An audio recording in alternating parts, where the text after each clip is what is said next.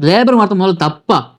இந்த லேபருங்கிற வார்த்தை எப்படி வந்து ஃபேமிலிக்குள்ள யூஸ் பண்ணக்கூடாது போகும் அப்படிங்கிற மாதிரி இந்த டிஸ்கஷன் வந்து பார்த்தீங்கன்னா, இது வந்து அருண் பிரசாத்தோடைய ஒரு தனிப்பட்ட நபருடைய வன்மத்தின் வெளிப்பாடு.